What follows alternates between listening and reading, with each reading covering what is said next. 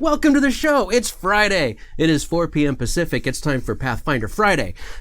Excuse my voice. I was really sick this whole week, and so I got a little bit of a cold thing happening, and I'm going to try my best not to start sneezing or coughing. If I do, cut me some slack. I'll cover the microphone, and we'll do our best. Welcome. I hope the weather is treating you okay. I hope everything is good. Today, we're continuing our series, the Iconic series, Meet the Iconics. And I think we decided what the subject was at the end of last show, but I'm not sure.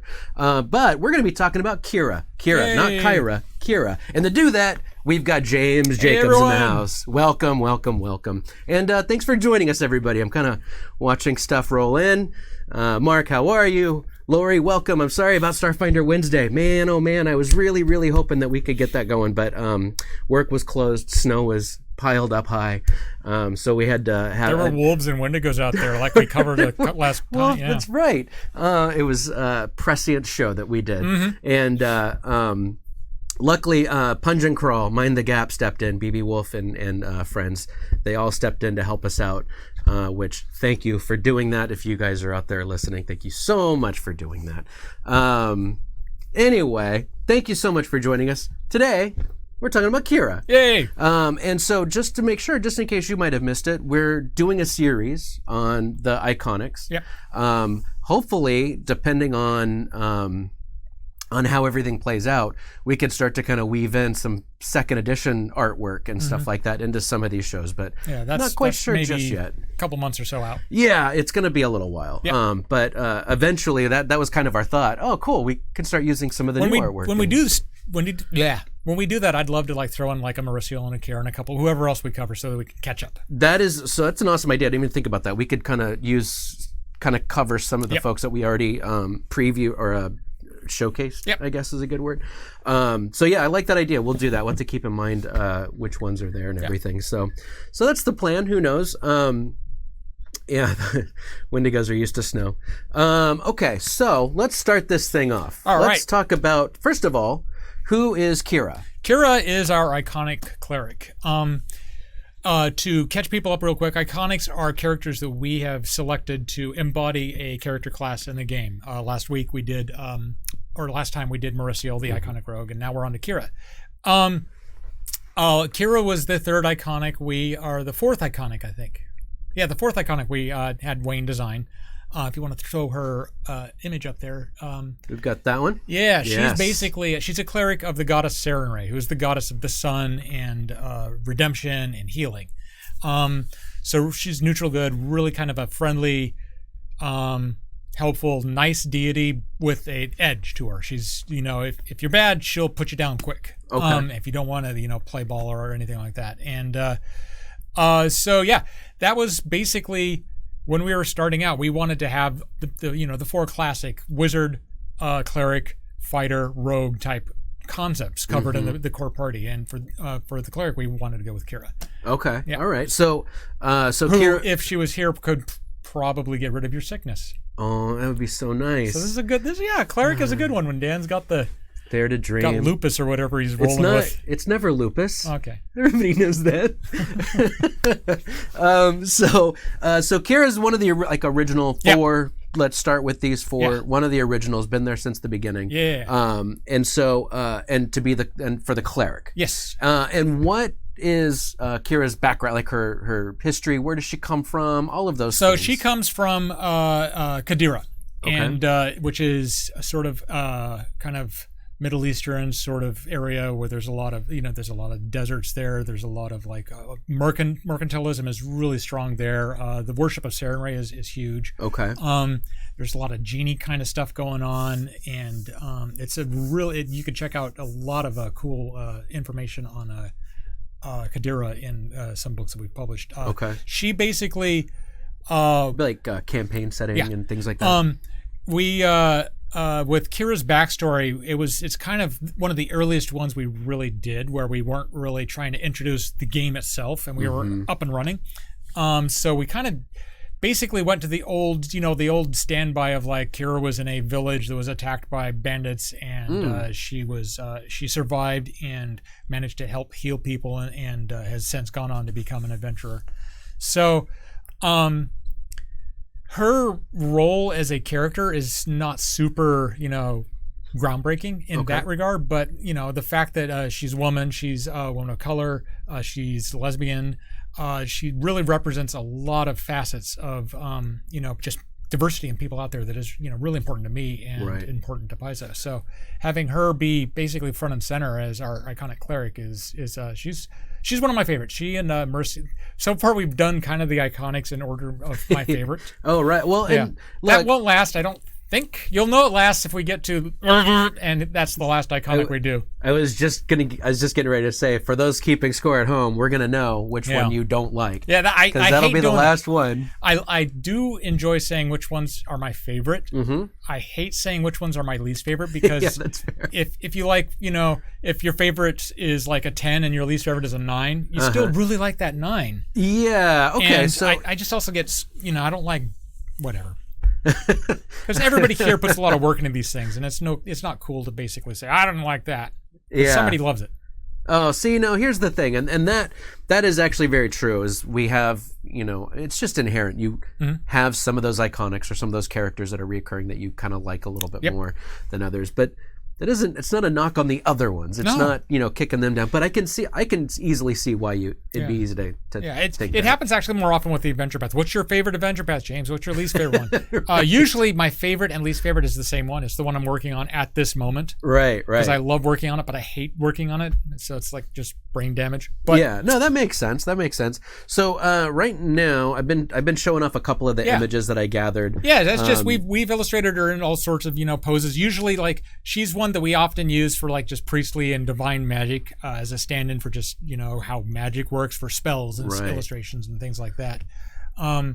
So there she is doing some sort of looks like ice magic or something. Who knows what she's going on there, but it's something magical. Yeah, magic stuff. It is great. It's weird that like once we started getting into like doing video games and comic books and stuff like that, things like what color is magic starts popping up and like, I can see that. Yeah, that's something that you don't really think about once things need to be visual and it's not just theater of the Wayne mind. Reynolds does this thing where he adds like these glowing rune circles and stuff kind of like appear when people cast spells, which is a really cool visual that the folks over at Owlcat picked up on. And, and they do a good job with the animations and stuff. I always liked like with the Pathfinder stuff, just that whole like halo of runes and everything. I always thought that looked really cool. It works well with the idea that magic is a written language that you can write down in a spell book or a prayer book or something like that.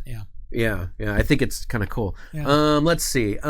So while we look at another image of there she is. I think that's from the Mythic book. That's Mythic, right? Yeah, Mythic was actually so really amazing. fun because when we did the Mythic Adventures book, we wanted to go through and re-envision all of the iconics as basically superheroes. That's kind of what Mythic Adventures does. It takes the genre out of fantasy and into the superhero realm, which is a completely different flavor. And for this one, it was basically we wanted to have, for example, Kyra to still look identifiably as Kyra, but we took off her headdress and her helmet, gave her some more just obvious fire effects and stuff like that, and basically just kept that in mind. When we illustrated her doing just crazy stuff like throwing suns at people or whatever, whatever a mythic cleric of the sun goddess would do. I think for me the best thing about that image is that it just looks like. She casts some major explosion and she's walking away. Oh yeah, that is the slow motion walk away. The slow motion explosion I don't care. walk. Yeah, the slow motion explosion, which I think is it's a great slow image. motion explosion walk's a pretty good feat. Yeah. It's like when you cast a fireball, you turn around and walk away. You can basically take a free movement after you cast fireball. That's right. It's a free movement. You get 10 feet free. Yeah, that's done. I like the idea.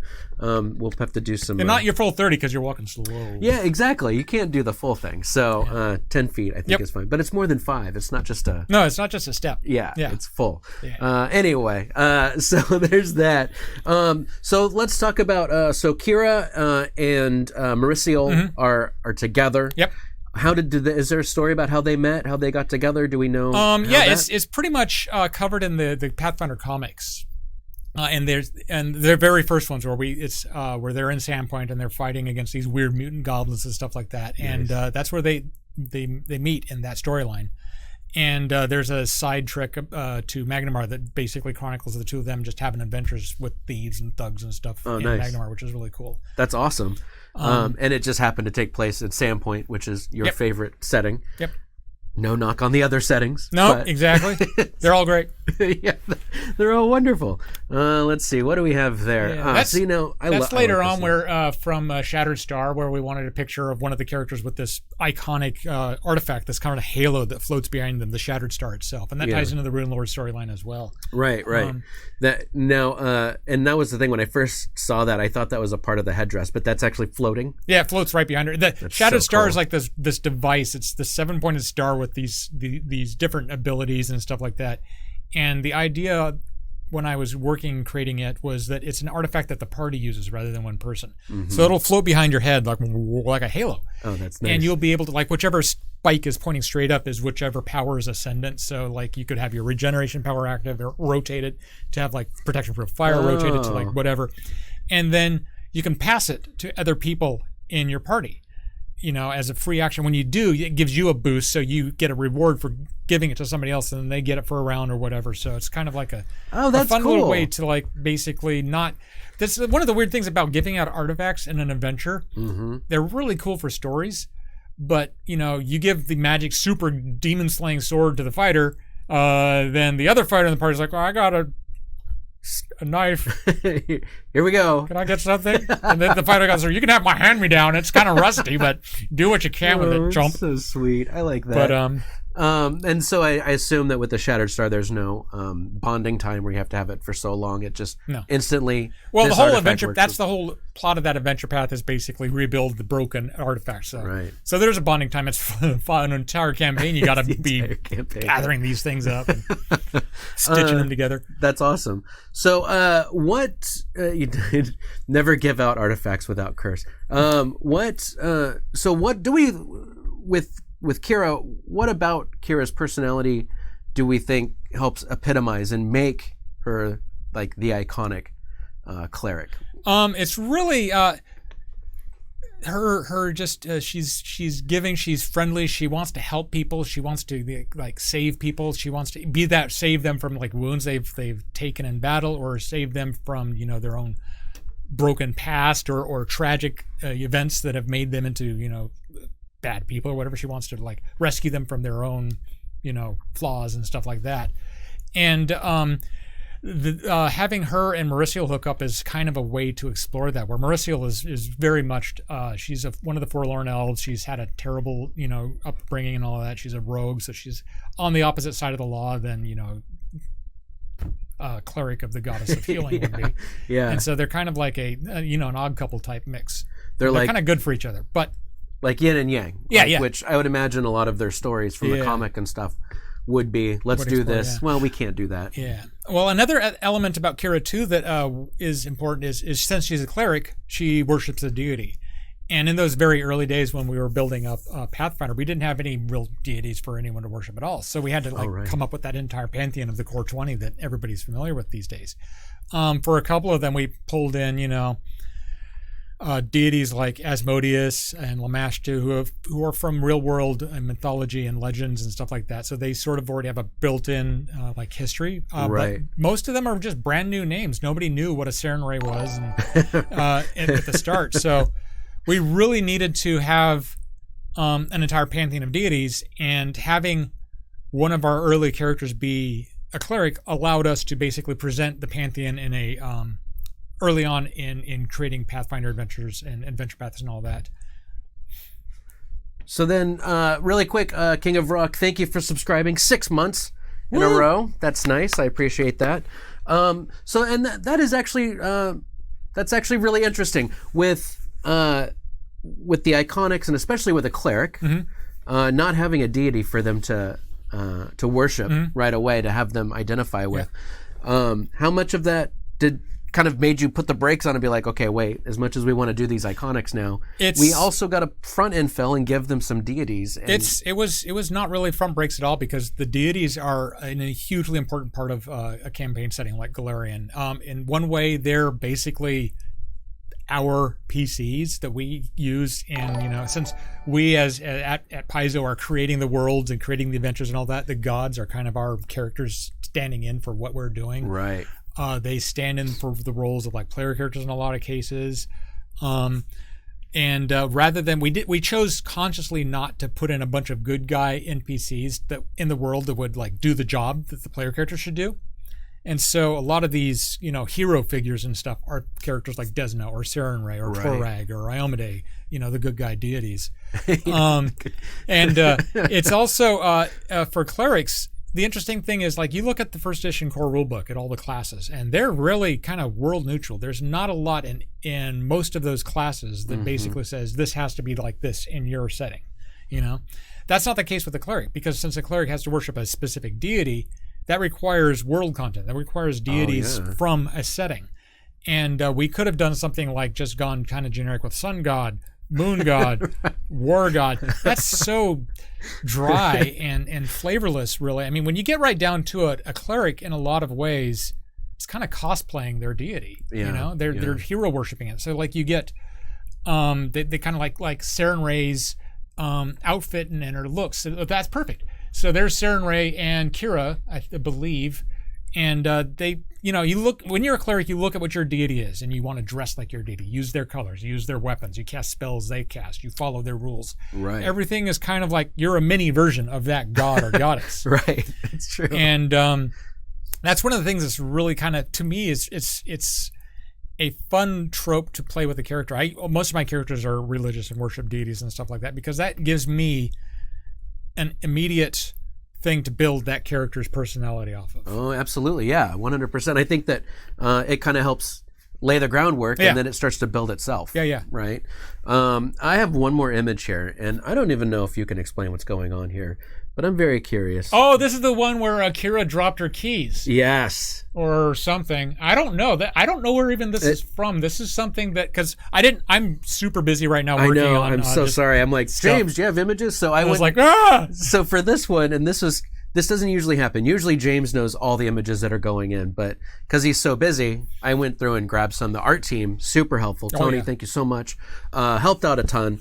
Got me these images, and so they're cool. You're seeing choices. these They're for great. the first time on some of them. But yeah, she's obviously this one's great. Not every time we illustrate the Iconics, they're doing good, because as everybody who plays RPGs knows, once in a while your characters get killed. Yeah, it happens. Yeah. In fact, I think it was Undead Revisited. Every single opening illustration for that one was one of the Iconics getting killed or turned undead by some undead horror. And right. So this might actually be from that. That looks like it might be a ghoul or something. And I don't know. She's got a, she's obviously dropped her holy symbol. It's like, oh no! And then that's I need that to not die. Some bad news is attacking there exactly. and everything. So I love that image. I thought that was so good. So it's a fun one for sure. So then when it comes to Kyra, and believe me, I am fighting to not say Kyra, because that's a good segue there in and of itself. When we make up character names for all of our Iconics, sometimes we'll make up names that are real world equivalents. Sometimes we'll make up just brand new, just nonsense words. Right. With Kyra, that's sort of a kind of a combination of the two, because obviously Kyra is a real name. Yeah. Spelling it a Y makes it fantasy. It's so true.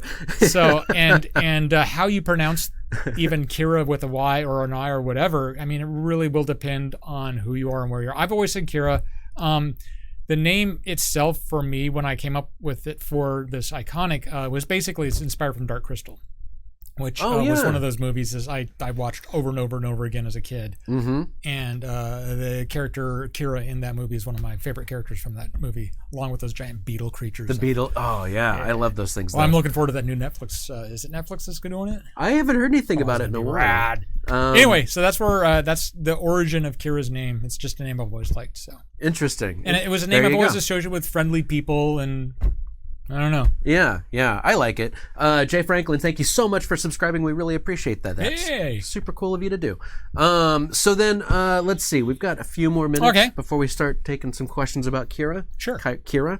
Kyra. I'll know who you're talking about. I know. So the weird thing, too, is that not only people have Kyra and Kyra different pronunciations. When we first put out our list of deities, they're just words on a page, and people, don't really know how to exactly pronounce random made-up words. Sarenrae is a deity from my homebrew campaign that I made up in like 1990 or something. So she's been a part of my head for decades, and I've always said Sarenrae, but people see it spelled out, and typos happen. It's like, that sounds like Saranrae. That sounds like Saranwrap.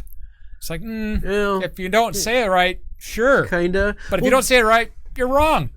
Okay, so it is on Netflix, the Dark Crystal prequel. So I gotta check that out because I kind of forgot about it actually. Yeah. I feel really bad. Thank you for reminding. Thank you for the helping for the heads up.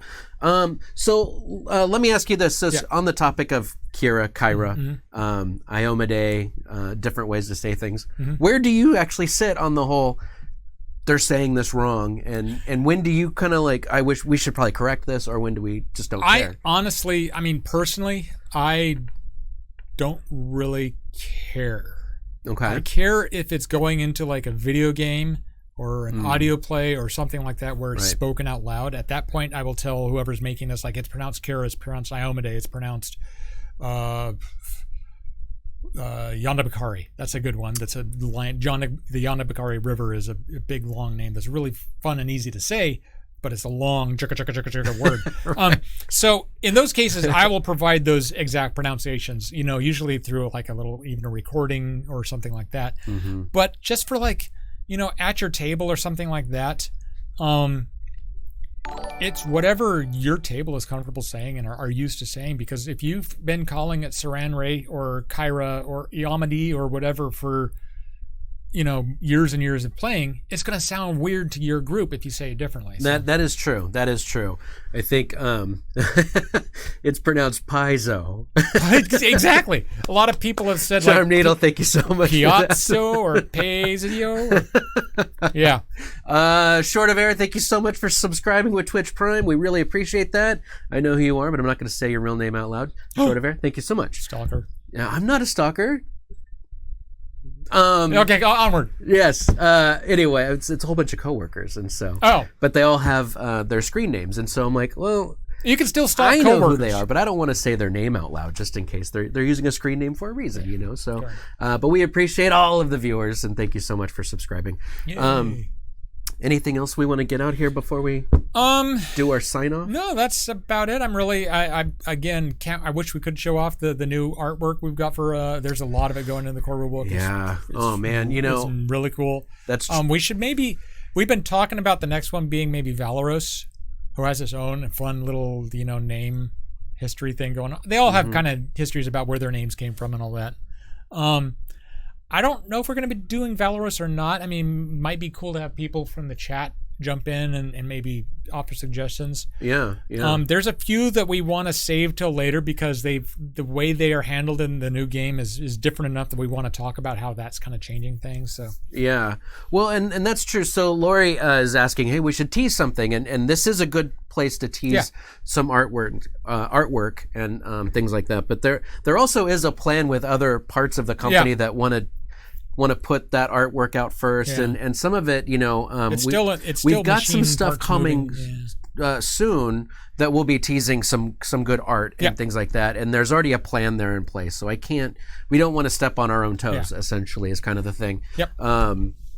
But I think that essentially, as soon as we can, we want to start showing off some of this really cool stuff. And on for you folks watching this on YouTube, there's going to be some really good fun things coming there, and we'll make sure to I'll probably try to play them during Pathfinder Friday as videos, so you'll be able to see them on here as well. So there's that. Anything else, pal?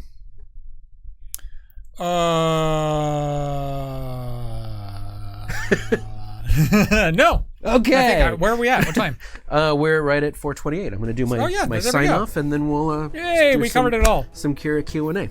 All right. Thank you so much for joining us, everybody. I hope you learned a lot. I know I did. Feel free to hit that like button and the bell, and subscribe to us. And down in the comments, if you've had fun adventures with Kyra, tell us, and I'll make sure James sees the best ones, and we'll laugh and high five over how awesome the times have been. And in the meantime, for Paizo and for James and for me, I'm your old buddy buddy Dan. Thank you so much for joining us, and we will see you again next time. Bye. Bye.